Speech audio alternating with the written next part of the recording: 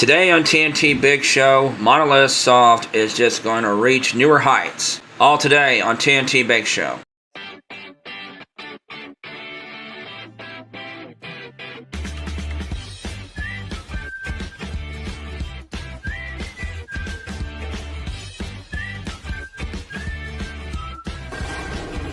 Hello, ladies and gentlemen. This is me, Michelle Nantucket. And this is Sean. Welcome to TNT Big Show. And if you like our content, you know what to do. Help us by subscribing and ringing the notification bell. Help the video by watching it. Thumbs up if you like it. Comment and sharing. Okay, Monolith Soft, everybody knows this.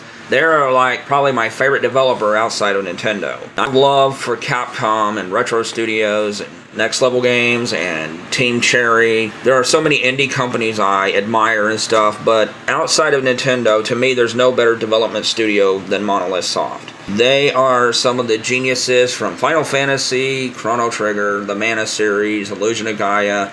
Tatsuya Takahashi got his start at Falcom helping with the Ys series. So there are legendary RPG makers and producers there. But one of the things that they have been criticized over is not adapting to technology better. Like, I love Xenoblade Chronicles 2 and everything, but some people did not like how blurry it could get in handheld mode. I particularly didn't notice much myself, but Monolith Soft has acknowledged this and said, look, we didn't have our own R&D team. They didn't. I think people forget just how small they used to be.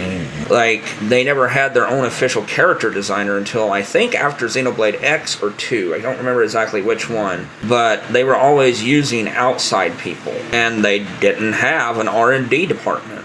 Now they do.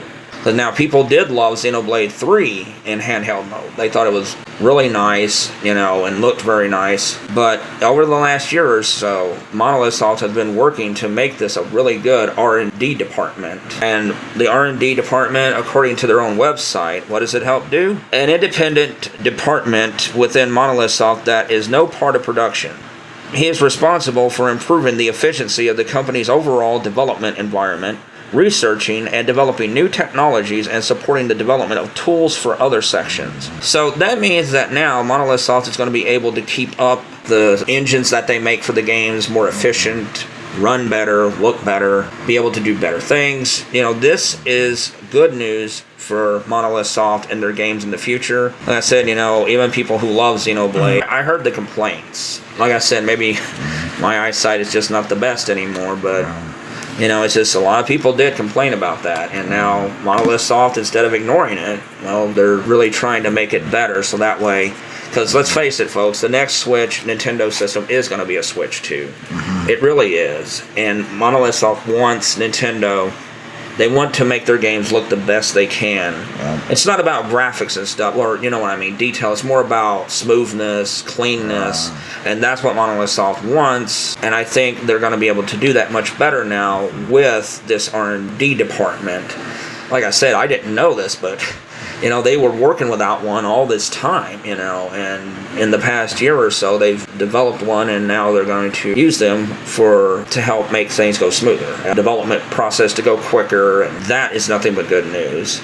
And also on their website, you can see, click here to apply for Monolith Soft's R&D division. Drawing programmer, animation programmer, development environment engineer, rigging artist, procedural TA, and modeling TA. So let's go to the interview, though, with the legendary Mr. Tatsuya Takahashi, and Inabe, one of the producers and stuff at Monolith Soft, and I think one of the heads now of their R&D department. So let's see what some of the has to say. Now, 3 roles played by the R&D team in here. Yeah, this is a big interview. There's actually a table of contents from the article from CGWorld. Please tell us more about the role of the R&D team. Inabe. The R&D team has 3 roles: streamlining the development environment for the entire company, supporting tool development for each section, and researching and developing new technologies. Until now, each team prepared their own tools, so in-house tools such as Jenkins Environment, DCC tools, and data converts were duplicated. The first role is to consolidate and manage these in the R&D team. The second role is to consolidate and centralize the in-house tools within the company, develop tools in the R&D team, and provide support to each section. It is difficult with the current size of the team, but we still think it's important to develop tools here. The third role, research and development of new technologies, include not only research and development of each elemental technology, but also actual implementation of those technologies. In particular, we would like to focus on research and development related to drawing, lighting, and animation. We also learn about excellent development cases from other companies, document them in the R&D team, and share them within the company. That was a good response, and kind of gives you an idea that now Monolith Soft, I think they take their role as Nintendo's top dog, and I love Retro and all them, but come on, let's face it. Monolith Soft is Nintendo's top dog. Yeah. Everybody thought Nintendo was going to hurt for years after Rare left, and Monolith Soft is better than what Rare ever was. No offense, how is Rare nowadays? Oi. It also means that they're going to... Tetsuya Takahashi and Inaba talked about that because of the type of games that Monolith Soft does. It's better to use an in-house engine, which is built from the ground up, so that it's easier to customize. You can get rid of bugs and things like that easier and detect them easier. With Unreal Engine, Unity, and all them, you have to know how those work, you have to figure them out, and then you have to know what their limitations are, and it's just a big cluster F, You notice a lot of games that have problems that come out launched with hundreds of bugs and stuff, 75% of the time, that's because they're using another engine and not a proprietary one, Like with Retro Studios, they use the Rude engine. That's their own proprietary engine, and Monolith Soft has their own engine, and no, nothing's perfect and stuff, and yeah, like Nintendo used Unreal Engine for Pikmin 4, and it looked absolutely spectacular. But the large majority of the time, Nintendo likes to build their own engines, and so do their own developers, and there's a big advantage to that. So now this is the first question they asked Mr. Takahashi. Today I would like to talk about the R&D team that was established at Monolith Soft. First, please briefly tell us about the roles of Takahashi and Inaba in the R&D team. Mr. Takahashi, as a director of Monolith Soft, I not only manage the company, but also oversee the development site. I have also been in charge of overseeing the R&D team for about a year now. Mr. Inaba, I was originally a programmer, and at Monolith Soft I was in charge of programming the drawing engine for the Xenoblade series. I was a full-time programmer until Xenoblade 3, but after that I took on the role of producer and director of the R&D teams. And Mr. Inaba is now the director and producer of the R&D team. And another thing this is going to help is Monolith Soft is really trying to expand to at least 350 to 400 employees so they can really help out with more games. And not just that, but you guys got to remember that Monolith Soft most of the time uses smaller teams for the games. Yes, Xenoblade Chronicles 2 may not have been perfect, but boy was it an incredible game. And all of that was done in 2 years of development time with 40 developers. That's the scary part. In Xenoblade Chronicles 3, yeah, it was about 70 people or something, but instead of like 4,000 people or 2,000 people, Monolith Soft could do all of that stuff and more with 1/5 or 1/8 of the size of the team. So now imagine, I think they want to get up to at least 120 because Metroid Prime 4 is being worked on by 121 people. And I think they want to get a little bit bigger for their main team for that, and then help Nintendo out with the other games like they brilliantly did with the Switch. Because with 4K and stuff, developing is getting more complex, costly, and you need more people. So I think Monolith Soft wants to be ready for that. They have done an incredible job, even without an R&D department, but now that they do have one, I think it's going to just make them a much better developer. I mean, I think they want to be, like, because a lot of people look at Naughty Dog and Insomniac, like they're such big developers for Sony, they're almost looked at as big third parties. I think Monolith Soft wants to be like that for Nintendo. Yeah.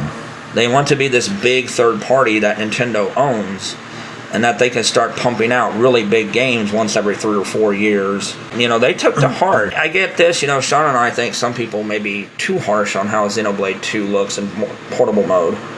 But the fact is, they didn't ignore that. Monolith Soft was like, you know what, we want our games to look better and stuff, and So they went and they made an R&D department, which is now going to help, because the R&D department will help, like, hey, let's do this to make it run better. Let's do this to make the game come out quicker. That's nothing but great news. They are an incredible studio. When you look at the Xenoblade Chronicles games, especially 3, that game is flipping huge. In order to beat it, and I'm calling out Watch Mojo, they talked about the longest games of all time to complete. Xenoblade Chronicles 3 was not in there, and it is 91 hours to beat, not complete. You know, I don't mind Persona 5 being number 1 because it's 100 hours to complete or beat, you know. That's perfectly fine. But Xenoblade 3 should have been number 2.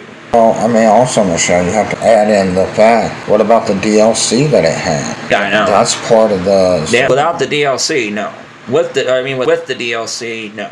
Without the DLC, a little bit, by like 10 hours, you know. Yeah, but with the DLC, it should have been number 1. Yeah. It really should have. Because Xenoblade 3 is 91 hours. And no offense to Persona, but in Persona, most of that came from cutscenes and dialogue scenes, doing fun things with your friends, and I love that. That's what I love about Persona. But with Xenoblade, it was traversing these ungodly sized landscapes, and, you know, I was just like, holy cow, just trying to walk through the areas and stuff. And also, you gotta remember, this is how talented this team is. Xenoblade Chronicles X's landscape was 3 times bigger than The Witcher 3. We mentioned that in our last video about them, but it's just the truth. 3 times bigger. That is astonishing. That is how big the landscape in Xenoblade Chronicles X was. So I just want to know what these people can do now that they actually have a full staff, R&D department.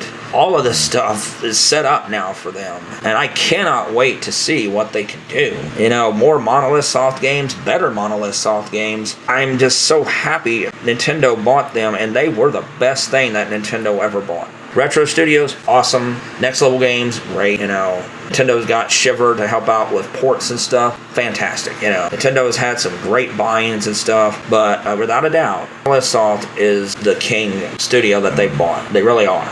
There's a rumor that they're working on Mario and Luigi, which wouldn't surprise me because a lot of people from Alpha Studio, God bless them, but now they work at Monolith Soft, so that doesn't surprise me. You know, Monolith Soft helped out with tons of Switch games, and believe me, the next mainline 3D Zelda game will be a lot of people from Monolith Soft making that game. You may see Mario Kart 9 with a lot of their people. What the next Animal Crossing, you know, I mean, this studio is so important to Nintendo. Insomniac, Sucker Punch, and Monty Dog are big studios for Sony. But even they don't contribute to Sony the way Monolith Soft contributes to Nintendo.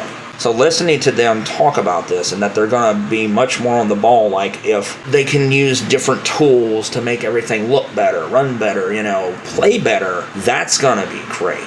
You know, to watch these legendary developers who pretty much were the backbone of Square Enix and Falcom for decades, now they really get their chance to shine. I love it. I love seeing them get to be able to do what they want to do without being held back, you know. And okay, let me get to one more thing here from the interview. I heard that R&D team is currently working on 3 main research and development projects. 1, support for the development of an in-house drawing engine. 2, development and research of animation. And 3, development of tools for designers. First, please tell us the details of the first in-house engine development. Mr. Inaba, the in-house engine we are currently developing was originally developed for Xenoblade Chronicles, and we are still expanding it. Eventually, we would like the R&D team to fully manage this in-house engine, but at present, since there are many members of the title development section, we are creating necessary drawings and effect expressions in the form of support and joint development. In the future, we will interrogate the development technology as an in-house engine so that it can be used in other titles. It has only been about a year since the R&D team was established, so we plan to gradually transition the system over the next 3 years or so. And I like this one right here. I hear that even major publishers have difficulty developing and maintaining in-house engines, so it's great that you are working on in-house development as a developer. Did you ever consider the option of using an engine made by another company? Mr. Takahashi. True that maintaining an in-house engine is difficult, but for the titles we are in charge of developing, we don't currently have the option of using engines made by other companies. This is because in-house engines are easier to customize to suit our needs and are easier to use. So that's what I was talking about earlier, is Mr. Takahashi and them use engines that way that are easier to custom, make them more clean to play, bug-free. Yeah, I know Nintendo or Monolith Soft had trouble with the resolution and frame rate at times, they said. They admitted this. But they did say that having an in-house engine does make it easier to find bugs and get rid of them and stuff like that. So I'm really happy that Monolith Soft now finally has all the tools, though. This is a great interview. We are going to leave the full article for you to read below, so that way you can go and read the whole interview. It's a big interview, and it's very knowledgeable, so that you can learn how a lot of games are made properly, you know.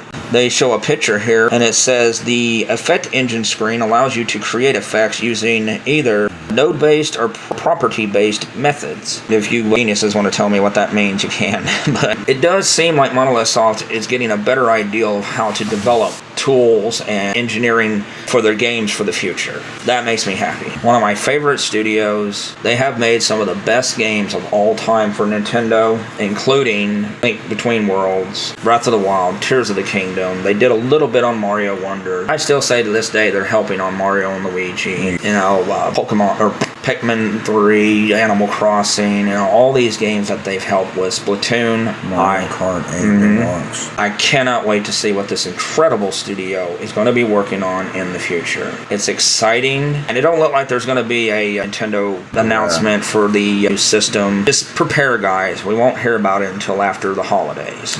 Probably in early January, but that's okay. That's fine. It'll be in, and when it is shown, I cannot wait. I hope beyond hope that Nintendo shows what Monolith Soft is working on next. Because really, they were the ace in the hole for Nintendo for this generation. Good job getting them, Nintendo.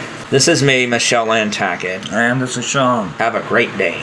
Thank you for staying to the end of the video and watching it. If you like all of our videos, note to join our other social medias like TikTok, Discord, Reddit, Instagram, Thread, X, and our WordPress blog. You can also support us by joining Patreon for as little as $1 a month, where you will get exclusive content, uncut videos, behind the scenes, watch that trailer, Jack's Joke of the Week, and my sports input. If you join the $25 tier, I will send you an autographed copy of The Buzzies for free. If you love horror movies and independent content, we're a great place to come and visit, because we love supporting other independent creators and stuff. When you support us, you're supporting people who do all of this by ourselves. Me, Michelle, I'm the editor, I'm the director of the videos, I'm the producer, Sean's the executive producer and content creator. So thank you, everybody, and please look into supporting our Patreon, as it really does help out. Just $1 a month. Thank you, and have a wonderful day.